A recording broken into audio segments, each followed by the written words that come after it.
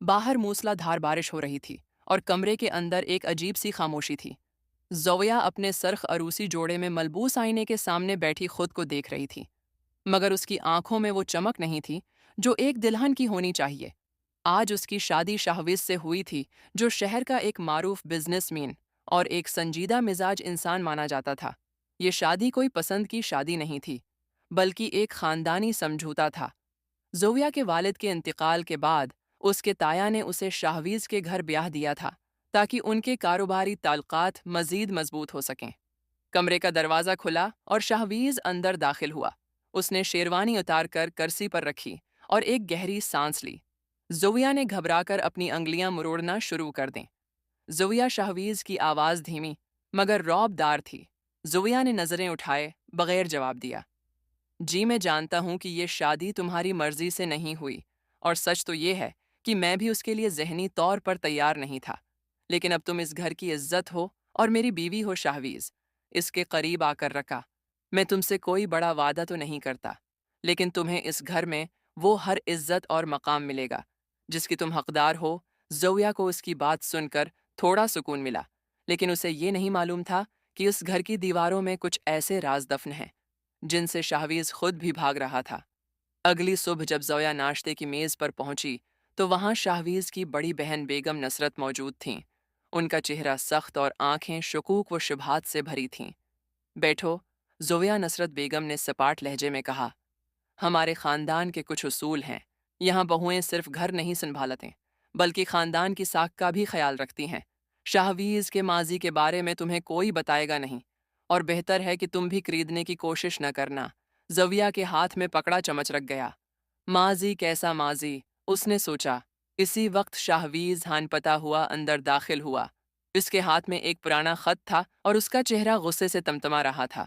उसने वो खत मेज़ पर पटक दिया। नौशीन वापस आ रही है, आपने मुझे बताया। क्यों नहीं? शाहवीज़ ने अपनी बहन से सवाल किया। नाम सुनते ही नसरत बेगम का रंग उड़ गया और ज़ोया को लगा जैसे उसकी नई जिंदगी शुरू होने से पहले ही किसी तूफान की जद में आ गई है। नौशीन कौन थी और उसके आने से शाहवीज़ इतना परेशान क्यों था? नौशीन का नाम पूरे घर पर एक भारी बोझ की तरह मुसल्लत हो गया था। ज़ोया ने महसूस किया कि शाहवीज़ इस दिन के बाद से मजीद खामोश और अलग थलग रहने लगा था। वो रात देर तक लाइब्रेरी में बैठा रहता या खामोशी से छत पर टहलता रहता। एक शाम जब बारिश थम चुकी थी, ज़ोया चाय का कप लेकर शाहवीज़ के पास बालकोनी में गई। शाहवीज़ दूर उफ़ुक़ पर नज़रें जमाए किसी गहरी सोच में डूबा हुआ था। आप इस तरह खुद को अज़ियत क्यों दे रहे हैं? ज़ोया ने बहुत नरमी से पूछा। शाहवीज़ ने चौंक कर उसे देखा। ज़ोया, कुछ यादें इंसान का पीछा नहीं छोड़ते। नौशीन मेरी मनगीत्र थी, लेकिन उसने आइन शादी से पहले एक अमीर शख्स की खातिर मुझे और मेरे ख़ानदान को सिर आम रसवा किया। आज जब वो वापस आ रही है, तो वो ज़ख्म फिर से हरे हो गए हैं। ज़ोया ने पहली बार शाहवीज़ की आंखों में एक बच्चे जैसी बेबसी देखी। उसने हिम्मत जमा की और शाहवीज़ के हाथ पर अपना हाथ रखा। शाहवीज़, माजी हमें सबक देने के लिए होता है, सज़ा देने के लिए नहीं। नौशीन आपकी ज़िंदगी का वो हिस्सा थी जो गुज़र गया। मैं आपका हाल हूँ। क्या आप एक गुज़रे हुए साये की खातिर अपने हाल को बर्बाद कर देंगे? शाहवीज़ ने हैरत से ज़ोया को देखा। उसे तवक्का नहीं थी कि ये खामोश रहने वाली लड़की इतनी गहरी बात करेगी। उसने पहली बार महसूस किया कि ज़ोया सिर्फ एक समझौता नहीं, बल्कि उसकी रूह का सुकून बन सकती है। अगले ही दिन घर की घंटी बजी मुलाजिम ने उतला दी कि कोई मिलने आया है।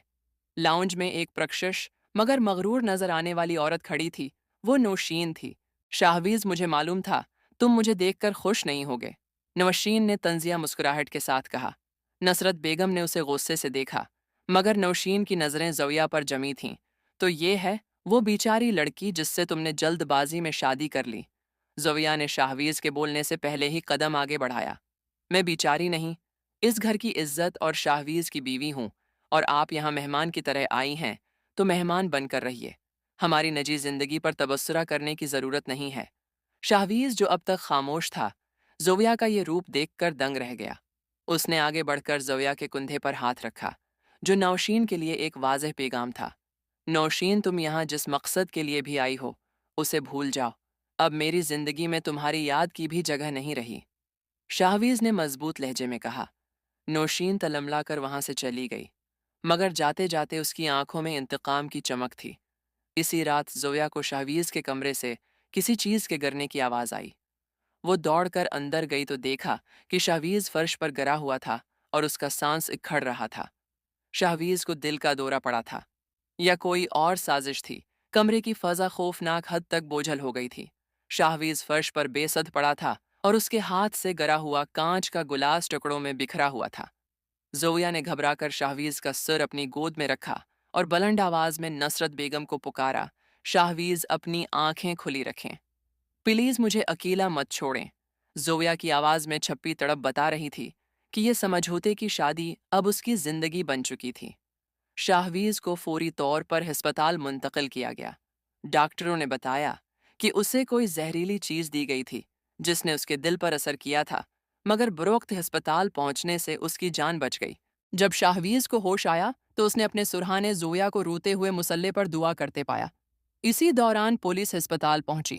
نصرت بیگم نے نوشین پر شک ظاہر کیا تھا اور تفتیش کے دوران گھر کے ایک ملازم نے اعتراف کر لیا کہ نوشین نے اسے پیسے دے کر شاہویز کے پانی میں دوا ملانے کو کہا تھا تاکہ وہ شاہویز کو کمزور کر کے دوبارہ اس کی زندگی میں جگہ بنا سکے۔ نوشین کو گرفتار کر لیا گیا اور اس کا مکروا چہرہ سب کے سامنے آ گیا۔ شاہویز اب مکمل صحت یاب ہو چکا تھا۔ حویلی کی فضاؤں سے وہ گھٹن اور خاموشی ختم ہو گئی تھی جو برسوں سے وہاں مقیم تھی۔ نصرت بیگم جو پہلے زویا کو ناپسند کرتی تھیں، اب اس کی مداح بن چکی تھیں۔ ایک شام شاہویز زویا کو شہر سے دور ایک پرسکون پہاڑی مقام پر لے گیا۔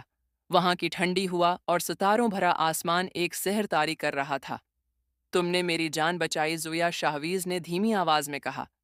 صرف اس رات ہسپتال لے جا کر نہیں، بلکہ اس ویران گھر میں محبت اور اعتبار کی خوشبو بھر کر زویا نے شرما کر نظریں جھکا لیں۔